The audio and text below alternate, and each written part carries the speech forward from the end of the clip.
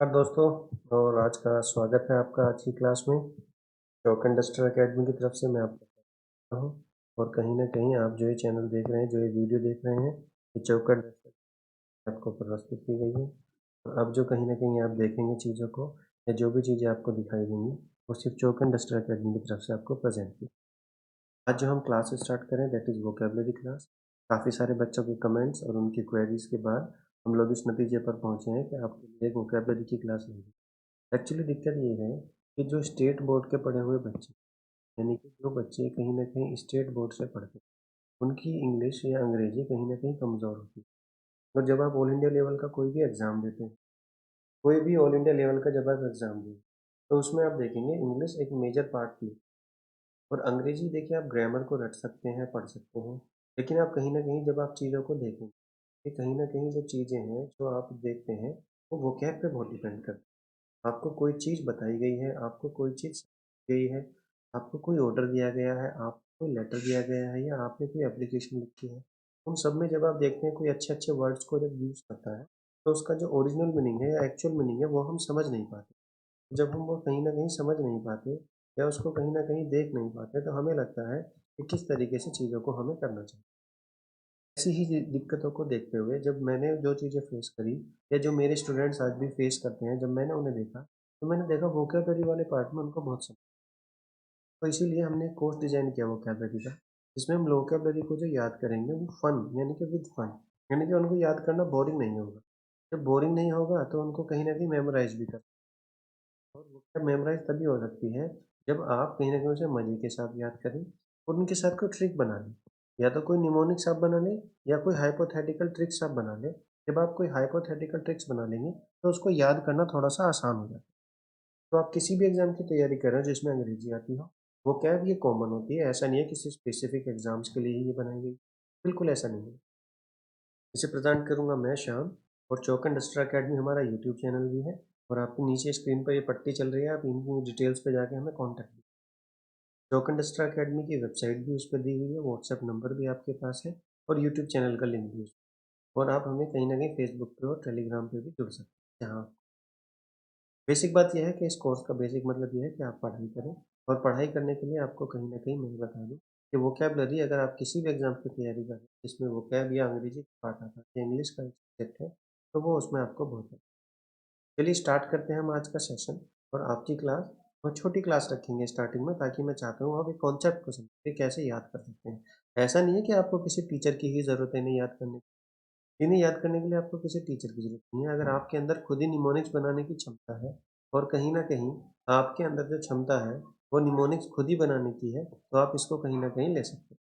आप सारे शब्दों को, जितने भी आपको डिफ़िकल्ट शब्द लगते हैं, उन सबका निमोनिक्स आप खुद ही बना सकते हैं, या कोई आप अपनी हाइपोथेटिकल ट्रिक्स जो है वो कहीं न कहीं आप खुद भी बना सकते हैं। चलिए स्टार्ट करते हैं आज की वीडियो। तो देखिए पहला शब्द जो आपकी स्क्रीन पर है वो है रीएश्योर। रीएश्योर एक ऐसा शब्द है, यानी कि रीएश्योर का मतलब है जब आप कहीं न कहीं रीएश्योर का मतलब है जब आप कहीं न कहीं तो रीएश्योर का मतलब आप पता है, रीएश्योर का मतलब आप देखिए। रीएश्योर का जो मतलब होता है, वो मतलब होता है किसी को आश्वस्त करना, राज़ी करना, या उसे यकीन दिलाना।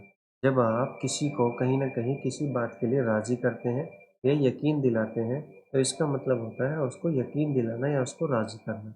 रीएश्योर, एश्योर का मतलब भी वही होता है, किसी को संतावना या कहीं न कहीं राज़ी करना आशा। पर इन्होंने रीएश्योर कर दिया, यानी कि इसमें थोड़ा-सा वज़न बढ़ जाता है। उसको रीएश्योर करने वाले को कहीं न कहीं क्या हो जाता है, वज़न बढ़ जाता है उसके रीएश्योर में। देखिए यूजेस मैं आपको पहले बता दूँ। The government reassured the farmers that it will give compensation to them. ये कह रहे हैं गवर्नमेंट ने किसानों को कहीं न कहीं आश्वस्त किया है कि वो उनको क्या देगी, कॉम्पनसेशन देगी। पहली बात तो अगर कॉम्पनसेशन नहीं पता है तो मैं बता देता हूँ। जैसे फसल खड़ी हुई है, उसमें आग लग गई या बाढ़ आ गई, तो किसी नुकसान की भरपाई के लिए दिया जाने वाला फल ना, वो कॉम्पनसेशन कहलाता है। जैसे आप कहीं न कहीं कहीं जाएँगे, तो आपने देखा कहीं भूकंप आ गया, और जब भूकंप आ गया तो बिल्डिंग्स गिर गई, और लोगों के पास रहने के लिए, खाने के लिए कुछ नहीं बचा, तो उनको नए जो मकान मिलेंगे, या उनको जो नया खाने के सामान मिलेगा, वो कॉम्पनसेशन के रूप में मिलेगा। या आपका कोई सामान खो गया, आपके ₹10 खो गए, तो पिताजी ने कॉम्पनसेशन के रूप में आपको ₹10 और दे दिए। यानी कि नुकसान की भरपाई करने वाली स्थिति को आप कॉम्पनसेशन देके पूरा करें। तो ये भी एक वर्ड अच्छा है, कॉम्पनसेशन, ठीक है। अब कहीं ना कहीं गवर्नमेंट ने क्या किया, रीएश्योर किया है। जब गवर्नमेंट ने रीएश्योर किया है तो इसका मतलब ये है कि गवर्नमेंट ये आश्वस्त कर रही है कि वो किसानों को उनके नुकसान की भरपाई करे। अब देखिए आप इसको कैसे याद करेंगे, इसके एंटोनियम्स और सिनोनिम्स मैंने लिखे हुए हैं। देखिए एश्योर इसी का सिनोनिम्स है, तो इसका मतलब एश्योर और रीएश्योर एक ही वर्ड है। बस एश्योर याद है तो उसके ऊपर री लगा दीजिए, तो ये भी वही है। कंसोल, कंसोल का मतलब भी है कि आपको स्कूल में देखते होंगे आप, अगर किसी चीज़ में कहीं ना कहीं आपको दुख होता है तो आपके मम्मी पापा कहते हैं बेटा नहीं परेशान मत हो, हम आपको और ला देंगे। आपका कोई खिलौना टूट गया हो बचपन में तो आप देखते होंगे, आप उससे कहते हैं चलो नया दिला देंगे। तो आप बच्चे को कहीं ना कहीं आश्वस्त ही तो कर रहे हैं, कंसोल ही तो कर रहे हैं। कंसोल यानी कि उसको कहीं ना कहीं पीठ थपथपा रहे हैं, या उसको जो भी उसके साथ गलत हुआ है उससे उसको हिम्मत बांधने की बात कर रहे हैं। तो उसको आश्वस्त करते हैं या उसको यकीन दिलाते हैं कि कोई बात नहीं, एक टूटा है हम दूसरा और दिला दें। अब एंटोनियम्स आप देखेंगे तो एंटोनियम्स भी तो सेम ही तरीके। भाई अगर आप कहीं न कहीं आश्वस्त कर रहे हैं तो वो सिनोनिम्स है, और यदि आप कहीं न कहीं उसे गुस्सा दिला रहे हैं और उसका खिलौना टूट गया, आप उसे और कहने लगे खिलौना टूट गया, खेलना नहीं आता तुमको, या कुछ सामान उससे गलत हो गया, तो ये सारे कहीं न कहीं वर्ड क्या है देखो, आश्वस्त के उल्टे हैं, राज़ी करने के उल्टे हैं। आप किसी को परेशान कर रहे हैं अनॉय, आप किसी को चिंता में डाल रहे हैं, वरी, डिस्करेज कर रहे हैं, आप उसकी हिम्मत तोड़ रहे हैं, उसके बिलीफ को तोड़ रहे हैं, उसकी स्पिरिट जो है उसको कहीं न कहीं तोड़ रहे हैं। तो स्पिरिट आपके अंदर की इनर सेल होती है, जिसको अगर कोई तोड़ दे तो आप फिर हिम्मत हार जाते हैं। तो अब देखिए आपको एश्योर करेगा कोई तो क्या होगा, रीएश्योर करेगा। तो याद करने का तरीका देखिए, फिर से गधा। अगर आपको, वैसे तो ये कॉमन वर्ड है लेकिन फिर भी आपको याद नहीं होता तो मैं बता, फिर से गधा, यानी कि अब देखिए निमोनिक क्या क्या स्टोरी बनाई हमने से, उसने मुझे फिर से यकीन दिला दिया कि ये गधा बहुत बढ़िया है, बढ़िया तरीके से काम करे। तो रीएश्योर, उसने मुझे यकीन दिला दिया कि ये गधा बहुत बढ़िया तरीके से काम करेगा। तो उसने मुझे यकीन दिलाया, उसने मुझे यकीन दिलाया कि ये गधा बढ़िया काम करेगा। तो देखिए गधे वाली बात से आप याद कर सकते हैं कि अगर कोई रीएश्योर किया उसने कि ये गधा बढ़िया काम करेगा, तो उसने मुझे री एस, एस माने गधा, ए डबल एस माने क्या होता है, गधा। तो उस गधे ने यकीन दिला दिया कि ये गधा बढ़िया काम करेगा। तो इस तरीके से आप देख लेंगे कि उसने मुझे यकीन दिला दिया कि ये गधा बढ़िया काम करेगा, तो ये एक स्टोरी, इस स्टोरी से आप इसको याद रखेंगे तो आप समझ जाएंगे कि उसने मुझे कहीं ना कहीं यकीन दिलाया इस चीज़ का कि गधा बढ़िया काम करेगा। इसी तरीके से नेक्स्ट वर्ड देखिए, नेक्स्ट वर्ड है मोराटोरियम। मोराटोरियम, मोराटोरियम का मतलब होता है किसी चीज़ को पोस्टपोनमेंट कर देना, किसी चीज़ को पोस्टपोनमेंट कर देना। पोस्टपोनमेंट का मतलब होता है किसी चीज़ को आगे बढ़ा देना, यानी कि किसी चीज़ में समय दे देना, किसी चीज़ में समय दे देना ही क्या कहलाता है, मोराटोरियम कहलाता है। जैसे एक सिंपल बात बताता हूँ, देखिए मैं आपको बिल्कुल आसानी से समझाता हूँ। आप देखिए कहीं ना कहीं बैंक से आपने एजुकेशन लोन लिया, आपने बैंक से यदि एजुकेशन लोन लिया है, मैं तो एजुकेशन लोन लेते हैं हम स्टडी करने के लिए।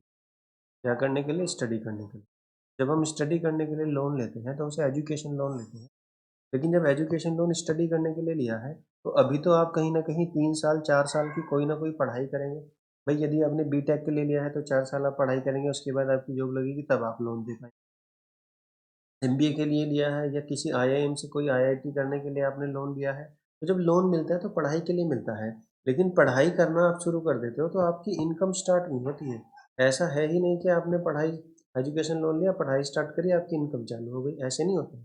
भाई आप, जब आपकी पढ़ाई पूरी हो जाएगी उसके बाद आपकी जॉब लगेगी तब आप पैसा देना शुरू करोगे। तो आप खुद देखिए, यदि आपका कोर्स 2 साल का है या आपने बीटेक करा है वो 4 साल का है, तो आप देखेंगे माय डियर 2 या 4 साल तक आप पैसे नहीं दे सकते। तो इसीलिए बैंक आपको कहीं ना कहीं क्या देता है, मोराटोरियम देता है। क्या देता है, मोराटोरियम। बैंक आपको मोराटोरियम कर प्रोवाइड कराता है, या इसको बोल दीजिए मोराटोरियम पीरियड प्रोवाइड कराता है। तो मोराटोरियम पीरियड, पीरियड का मतलब यही होता है कि जब तक आपके पास पैसा आना शुरू नहीं होता तब तक के लिए हम आपकी किस्तों को क्या कर देते हैं, पोस्टपोन्ड कर देते हैं। यानी कि उतने साल के लिए, जितने साल तक आप स्टडी करोगे उतने साल के लिए आपकी किस्तें क्या हो जाएंगी माय डियर, पोस्टपोन हो जाएंगी। तो मोराटोरियम का मतलब होता है किसी चीज़ को कहीं ना कहीं पोस्टपोन कर देना। ये एग्जाम्पल से समझ आ गया हो, वेरी गुड है। अगर आपको इस एग्जाम्पल से ये चीज़ें समझ नहीं आई हैं तो आप देखिए इस तरीके से इसको याद कर सकते हैं। मोराटोरियम, कीवर्ड क्या है, मोराटोरियम। तो मोराटोरियम की जगह हम इसे बोल सकते हैं ऑडिटोरियम। ऑडिटोरियम वह होता है जहाँ कहीं ना कहीं फंक्शन हो। देखिए जब ऑडिटोरियम में ज़्यादा ही दर्शक आ गए तो उसने अपना प्रोग्राम ही स्थगित कर दिया। भाई देखिए डांस कर रहे हैं ना, मैंने फोटो लगाई है इसीलिए आपके लिए कि डांस कर रहे हैं किसी ऑडिटोरियम में, और वहाँ भीड़ देखिए कितनी आ गई। उस भीड़ को देखकर क्योंकि दर्शक बहुत पागल हो गए थे, तो उस प्रोग्राम को कहीं ना कहीं क्या करना पड़ा, पोस्टपोन करना। तो इस तरीके से आप चीज़ों को याद रख सकते हैं। ठीक है, तो इस तरीके से जब आप याद रखेंगे तो डेफिनेटली आपको बेनिफिट होगा। चलिए अब नए चैन एक नया वर्ड देखते हैं। नया वर्ड है, देखिए क्या है, फ्रेगमेंट। ये बहुत ही शानदार वर्ड है, बहुत बार पेपर में आया हुआ है। फ्रेगमेंट, फ्रेगमेंट का मतलब होता है कहीं ना कहीं किसी चीज़ को टुकड़े में या खंड में बांट देना या भाग कर देना। जैसे ही आप ये देखें स्क्रीन पे मैंने दिखा हुआ, इस बच्चे ने क्या किया, एक साबुत प्लेट को कई खंड में या कई टुकड़ों में बांट दिया। जानबूझ के किया है तो इसकी मम्मी पिटाई करेगी, अनजाने में हुआ है तो भी कोई ना कोई पीट ही देगा इसको। तो इस तरीके से इस प्लेट के क्या हो गए, खंड हो गए, टुकड़े हो गए। अब देखिए यूजेस क्या है, he fragmented his toy because he was upset. तो देखिए क्या है, उसने अपने टॉय को तोड़ दिया या उसको टुकड़ों में तोड़ दिया या उसके खंड कर दिया, उसके भाग कर दिए, क्योंकि वो बहुत ज़्यादा परेशान था। आपने भी घर में बच्चों को देखा होगा, कहीं ना कहीं वो परेशान होते हैं या कहीं ना कहीं टूटे हुए होते हैं, वो अपने सारे सामान को तोड़ देते हैं। तो देखिए सिनोनिम्स में आप देख सकते हैं, जो ऊपर लिखे हैं piece, bit, portion, part, section, वही यहाँ पर लिखा है। पीस किसी चीज़ का पीस, किसी चीज़ का बिट। बिट बिट से मिलके ही क्या बनती है, कोई चीज़ें बड़ी होती है। बिट का मतलब होता है बहुत छोटा पार्ट, बहुत छोटा पार्ट। पोर्शन होता ही है किसी चीज़ का, ये मकान है भाई, इसमें एक ये पोर्शन आपने बना दिया, इस पोर्शन में आपने लॉन बना दिया तो उसका पार्ट है। इसी तरीके से आप देखेंगे और भी बहुत सारी चीज़ें होती हैं जो आप देख सकते हैं। सेक्शन है, आपकी स्कूल में क्लास में भी सेक्शन होते थे, आपके कहीं ना कहीं जहाँ आप रहते हो वहाँ भी सेक्शन होंगे। और फ्रैक्शन भी आप जानते हैं, तो आप इस तरीके से इसको याद कर सकते हैं। और फ्रैगमेंट को देखेंगे, फ्रैगमेंट का मतलब याद करने का तरीका क्या है, फर्जी मैन। मैन ये लिखा, फ्रैग मैन, और जी, फर्जी, फर जी, फर्जी, फर्जी मैन। उस फर्जी आदमी ने मेरे विश्वास के सभी चीज़ों के टुकड़े कर दिए। वैसे तो निमोनिस इसका इतना अच्छा यहाँ लिखा नहीं गया, मैं आपको बताऊं, उस फर्जी आदमी ने मेरे विश्वास के टुकड़े टुकड़े कर दिए। तो फर्जी आदमी ने मेरे विश्वास के टुकड़े टुकड़े कर दिए। तो इस तरीके की सिचुएशन में आप देखेंगे, फ्रैगमेंट या फर्जी मैन का मतलब ही क्या होता है, कि कहीं ना कहीं किसी के टुकड़े करना, खंड करना या भाग करना। तो he fragmented his toy because he was upset. उसने अपने खिलौने के टुकड़े टुकड़े कर दिए। फ्रेगमेंटेड, तो इसका मतलब fraction, piece, portion, part, section, इस तरह से चीज़ों को बांटना। नेक्स्ट वर्ड देखिए, लाकी। लाकी कहीं ना कहीं देखिए क्या है, इसको याद करने का तरीका, वैसे तो मैं आपको बता दूं लाकी का मतलब क्या होता है, सर्वेंट या नौकर। अब देखिए इसको याद करने का तरीका मैंने क्या बनाया है, मालिक ने नौकर ने कहा कि लाओ मुझे चाबी दे दो। ला की, ला की, ये क्या है, ला, सी के ई वाई है, लेकिन हम कह रहे हैं ला की, ला की। तो मालिक ही नौकर से कहेगा कि जा की लेके आ, या ला की दे, नौकर से ही कहेगा। तो इसलिए ला की में मतलब ही क्या हो जाता है, नौकर। तो सर्वेंट, सिनोनिम देखिए सर्वेंट ही है। एंटोनिम्स बॉस, तो बॉस के ही क्या होते हैं लोग, सर्वेंट होते हैं, इसलिए सर्वेंट का ऑपोजिट क्या हो जाएगा, बॉस। तो बॉस किससे बोलेगा चाबी लाने के लिए, अपने नौकर से ही बोलेगा। तो इस तरीके से इसको याद कर सकते हैं, ये बॉस है, मैंने यहाँ खड़ा कर दिया, इसके पीछे नौकर है, इसको ये चाबी ला के दे रहा है। नेक्स्ट वर्ड देखिए, पिटी। नेक्स्ट वर्ड क्या है, पिटी। हिंदी में भी पिटी, इंग्लिश में भी पिटी। जब भी कोई पिटती हुई आपने देखी, जैसे मेरी सिस्टर है या मेरी मदर है या कोई भी है, मैं बस हाइपोथेटिकल ट्रिक्स है, मैंने आपको स्टार्टिंग में बता दिया था, इनका वास्तविकता से कोई लेना देना नहीं है। तो पिटी यानी कि वो मेरे सामने बहुत पिटी तो मुझे उस पर बहुत दया आई, तो इसका मतलब ही क्या है, मर्सी। पिटी का मतलब ही क्या है, मर्सी। तो आप देखेंगे जब कोई पिटता है आपके सामने तो आपको उस पर दया आ ही जाती है। इसको याद करना उतना मुश्किल नहीं है, फिर भी आप अगर देखें तो पढ़ सकते हैं। कीवर्ड मैंने दिया पिटी। पिटी का मतलब ही क्या है, जब वो मेरे सामने पिटी तो मुझे उस पर दया आ गई। जब उसकी पापा ने छोटी सी बात पर ही पीटा तो मुझे उस पर दया आ गई। आप इसके सिनोनिम देख सकते हैं, बहुत अच्छे वर्ड्स है ये पिटी, इसके सिनोनिम भी बहुत अच्छे हैं। काइंडनेस, दयालु, सिंपैथी, किसी के साथ कहीं ना कहीं एहसास करना कि भाई उसका जो दर्द हो रहा है वही मुझे हो रहा है। मर्सी, दया, कंपैशन, काइंडनेस और कंपैशन का एक ही मतलब। एंटोनियम्स, हार्टलेसनेस, जिसके अंदर दिल नहीं होगा वो कैसा होगा, क्रूल होगा। क्रूल ये गलत वर्ड है इसका, क्रूल यानी कि दुष्टता, दुष्टता, दुष्टता जो दिखाएगा वही कैसा आएगा, क्रुएलिटी को शो करेगा माइंड। ठीक है, तो इस तरीके की चीज़ों को आप देख सकते हैं। यूजेस की देने की जरूरत नहीं है क्योंकि वो मैंने पहले लिख दिया, जब उसके पापा ने उसकी छोटी सी बात पर ही पीटा तो मुझे उस पर दया आ गई। तो इस तरीके के वर्ड्स आप देख सकते हैं। Thank you. ट्राइसेट, ये बहुत ही अच्छा वर्ड है भाई, बहुत बार पेपर में आया है। ये जो वर्ड आप देख रहे हैं, रेंडेजवस, रेंडेजवस, इसका प्रोनाउंसिएशन ऐसा ही होता है, थोड़ा सा अलग भी होता है अमेरिकन और ब्रिटिश की वजह से। रेंडेजवस इसका मतलब होता है किसी ऐसे स्थान पर भेंट करना जो गुप्त हो, यहाँ आपको कोई ना देख रहा हो, यहाँ आपको कोई ना देख रहा हो। जैसे ये देखिए प्रेमी युगल बैठा हुआ है, यहाँ पर एक कपल बैठे हुए हैं, ये तो बिल्कुल शांति में बैठे हुए हैं, तो ऐसी जगह पर मिलना ही क्या कहलाता है, गुप्त स्थान पर भेंट करना, यानी कि ऐसे स्थान पर मिलना जहाँ आपको कोई ना देख रहा। देखिए अब इसको याद करने का मैंने क्या कीवर्ड बनाया है, ट्राइसेट, ट्राइसेट, ट्राई और एसटी सेट, ट्राइसेट। तो लड़की को सेट करने के लिए गुप्त स्थान पर ही मिलने की कोशिश करनी चाहिए। आपको हंसी आ सकती है, लड़कियों को ऐसा लग सकता है कि हमारे बारे में गलत बात है, लेकिन मैंने कहा ये हाइपोथेटिकल है, बस एक सोच, एक इमेज आपको इमेज में डालनी है। आप लड़की की जगह लड़का भी कर सकते हैं, आपकी मर्जी है, कोई दिक्कत, ठीक है, वो आप अपने हिसाब से कर लो जो आपको जरूरत है। लेकिन बस मैं तो ये कह रहा हूँ हाइपोथेटिकल है और थोड़ा सा फन लविंग है, आप इसको याद करिए और याद करके आप इसको कहीं ना कहीं क्या कर सकते हैं, अपने एग्जाम्स में मार्क्स ला। हम तो इस चीज़ में हैं कि भाई हमें याद होना चाहिए, फिर हमें शाम दाम दंड भेद कुछ भी लगाना। इन्होंने उसमें देखिए अपॉइंटमेंट, देखिए भेंट का मतलब मिलना ही होता है, तो अपॉइंटमेंट तो है ही। अगर आप किसी से मिल रहे हैं तो अपॉइंटमेंट तो है ही, और रेंडेज बस तो इसका ओरिजिनल शब्द का मीनिंग ही है। तो आप दोनों में से कोई भी वर्ड याद कर सकते हैं जो आपको ठीक लग रहा है, ठीक है। तो कीवर्ड है ट्राई सेट। तो लड़की को सेट करने के लिए आपको उसे गुप्त स्थान पर ही मिलना चाहिए। तो ट्राई सेट, तो लड़की को सेट करने के ट्राई करने के लिए आपको उसे गुप्त स्थान पर ही मिलना चाहिए। एंटोनिम्स, मिलना है, अगर मिलना है तो भाई अपॉइंटमेंट है, अगर बिछड़ना है तो सेपरेशन है या डिवीजन है। जब आप किसी से बिछड़ रहे हैं तो सेपरेट ही तो होंगे, और आप किसी से मिलेंगे तो अपॉइंटमेंट होगा आपका उसके साथ। तो देखिए यूजेस मैंने दिया है, they had dinner in a moonlight tryst, तो उन्होंने एक चांदनी रात में गुप्त स्थान पर कहीं ना कहीं क्या किया, डिनर किया। तो कितना अच्छा शब्द है ना। तो आप इस तरीके से चीज़ों को याद रख सकते हैं, इसे याद रखने से आपको बहुत आसानी है। नेक्स्ट वर्ड देखिए कंसील, बहुत ही शानदार वर्ड है कंसील। कंसील्ड का मतलब क्या होता है, हिडन, छुपा हुआ, हिडन छुपा हुआ। ये तो लिखा हुआ है, मैं इसको आपको बता दूंगा। जैसे इसमें तो क्या लिखा हुआ है देखिए, ये सील लगी हुई है, सील का मतलब ही क्या होता है, छुपा हुआ। इसके अंदर तो कंसील्ड, तो कंसील साउंड सील, देखिए सील वाला जो साउंड है वो कैसा ही साउंड आ रहा है, सील वाला है। जिस चीज में सील लग जाती है उसके अंदर की सारी चीजें क्या हो जाती है, मेरे छुपी हुई होती हैं। तो इसीलिए कंसील का मतलब ही क्या होता है, छिपा हुआ। तो कंसील, हिडन। तो आप हिडन या कंसील को इसको कहीं ना कहीं क्या कर सकते हो, यूज कर सकते हो। सिनोनिम्स क्या है, hidden, kept secret, covered, clandestine, occult. तो ये सब कहीं ना कहीं क्या है, छुपे हुए के ही सिनोनिम्स है। एंटोनिम्स, अगर वो कोई छुपा हुआ नहीं है या तो विजिबल होगा या ओपन होगा। तो आप जैसे कोई पेपर देने जाते हैं, जैसे डीएसएसबी का पेपर का एग्जाम्पल मैंने दिया, तो इस सील के अंदर सब कुछ क्या होता है, छुपा हुआ होता है, हिडन होता है। अगर आपको ये नहीं पता तो आप देख रहे होंगे आजकल आपकी छतों में भी कंसील लाइट लगती हैं। कंसील लाइट लगती है यानी कि उसके अंदर का सब कुछ छुपा हुआ था, सिर्फ लाइट लाइट दिखती है, इसीलिए उनको कंसील लाइट भी बोला जाता है। जब आप अपने छत पे लेंटर डालेंगे तो वहाँ पर कंसील डलेगी, कंसील डलेंगे ताकि बाद में उसके अंदर लाइट को छुपाया जा सके। तो वहाँ से भी आप याद रख सकते हैं कि कंसील वो चीज़ होती है जो लाइट को अपने अंदर छुपा लेती है। आप देखना जिसके भी घर के बाहर छज्जे पे या कहीं ना कहीं बाहर रोशनी हो रही है तो वो कंसील लाइट से लगी होती है, दिखता नहीं है वायरिंग कहाँ से आ रही है लेकिन लाइट जल रही है। तो वहां से भी आप याद कर सकते हैं। अब ये एक नया वर्ड है देखिए, हिस्टीरिया, नया वर्ड है हिस्टीरिया। इसका मतलब होता है उन्माद, यानी कि मैडनेस, पागलपन, इंसेनिटी, डेलीरियम, मैडनेस, फ्रेंजी। ये सिनोनिम्स मैंने यहाँ पर दिए हैं आपको। इंसेनिटी का मतलब होता है जब आप कहीं ना कहीं बिल्कुल पागलों वाली हरकत करने लगे, यानी कि मैडनेस। हाई स्त्री, हाई स्त्री। अब देखिए मैंने इसको कैसे लिंक किया है, इसके उसमें इतना उन्माद चढ़ा हुआ है किसी दूसरे को देखते ही हाय हाय करने लग गए, यानी कि उसके अंदर कहीं न कहीं कामुकता या कुछ भी चीज़ जो भी आप समझना चाहें समझ सकते हैं। उसके अंदर कितना इतना उन्माद बढ़ा है कि बस वो हाय स्त्री करता रहता है। तो ये आप याद रख सकते हैं इस तरीके की चीज़ों से।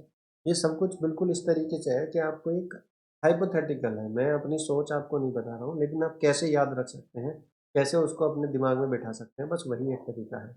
एंटोनिम देखिए, किसी के अंदर उन्माद भरा हुआ है तो वो फालतू के काम करेगा, लेकिन इसका एंटोनिम देखिए कितना बढ़िया, कामनेस, पीसफुल, जिसको कहीं ना कहीं वो शांत तरीके से रहता है।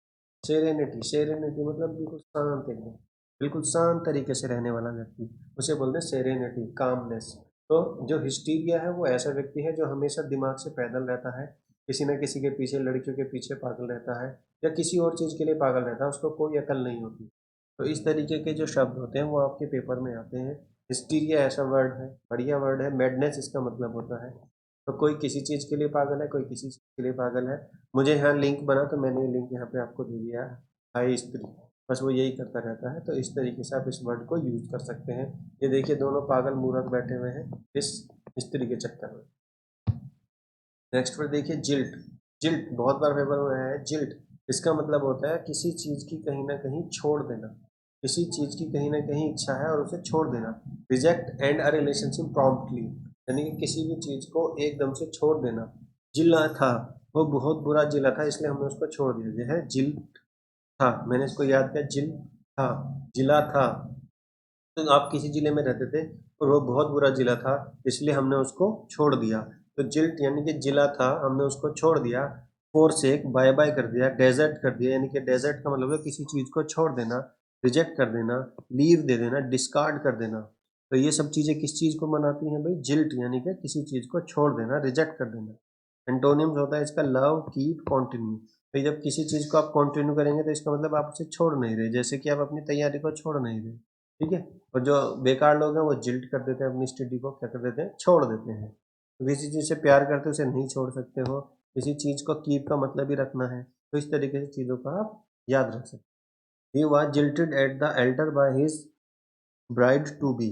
तो उसने कहीं ना कहीं उसने अपनी ब्राइड को छोड़ दिया अल्टर पे ही, जहाँ शादी होनी थी यानी कि जहाँ फेरे होने वाले थे उस जगह पर उसने अपनी ब्राइड को छोड़ दिया। तो जिल्टेड यानी कि उसने अपनी ब्राइड को कहाँ पर छोड़ दिया? जहाँ पर फेरे होने के लिए कहीं ना कहीं हवन कुंड सा वो लगता है, उस जगह से ही उसने क्या कर दिया? अपने कहीं ना कहीं हस्बैंड को अपनी वाइफ को छोड़ के वो वहां से भाग गया, जो उसकी वाइफ अभी हुई नहीं थी लेकिन होने वाली थी। ब्राइड टू बी उसको छोड़ दिया। तो इस तरीके से आप इसको याद कर सकते हैं। अगर ये आपको एक बार में समझ में नहीं आएगा, शुरुआत में अजीब लगता है कि यार ये कैसे अजीब अजीब सी स्टोरी बनानी है। यार वर्ड का मीनिंग भी याद रखो, उसकी स्टोरी भी याद रखो। देखो वर्ड का मीनिंग तो आपको याद होगा, एक बार हो जाएगा, दो बार हो जाएगा, लेकिन आप उसे कुछ समय बाद भूल जाएंगे। लेकिन यदि आपने कोई निमोनिक बनाया, कोई स्टोरी से बनाई है, जिल्ट था, जिला था, तो आपको कहीं ना कहीं अब आपने 5-10 वर्ड को एक बार कॉपी पे लिखिए और जो स्टोरी मैंने बताई है वो देखिए। अगर आपको 10 की 10 स्टोरी याद आ जाती है, वेरी गुड। नहीं याद आती है तो दोबारा से इस वीडियो को देखिए। और इस वीडियो को देखने का फायदा यह है कि इसको कितनी ही बार देखिए, कोई लिमिट नहीं। ठीक है। तो आज के लिए माय डियर इतना ही। अब आपकी क्लास बहुत ही अच्छी रही, आप लोगों ने बहुत अच्छा सपोर्ट दिया। Thank you joining us. ये वीडियो आपको मिल गई है, आप इसे बार बार देखिए, याद कीजिए। अगर आप डेली 10 वर्ड याद करेंगे तो आप समझिए एक दिन में 300 वर्ड, और एक साल में आप कहीं ना कहीं, एक साल में आप कहीं ना कहीं 3600 वर्ड याद करेंगे। एक साल में डेली आप कितना वर्ड याद करेंगे? 36। और किसी भी पेपर को पार करने के लिए 1500 से 2000 वर्ड अगर आपको याद है तो आपका पेपर आसानी से निकल जाता है। ये जो सारे वर्ड है ये कहीं से भी नहीं उठाए गए हैं, ये प्रीवियस ईयर पेपर्स में, डिफरेंट पेपर्स में आए हैं, वहीं तो याद नहीं। और मैं आपका स्वागत है इसमें चौक इंडस्ट्रियल अकेडमी पे।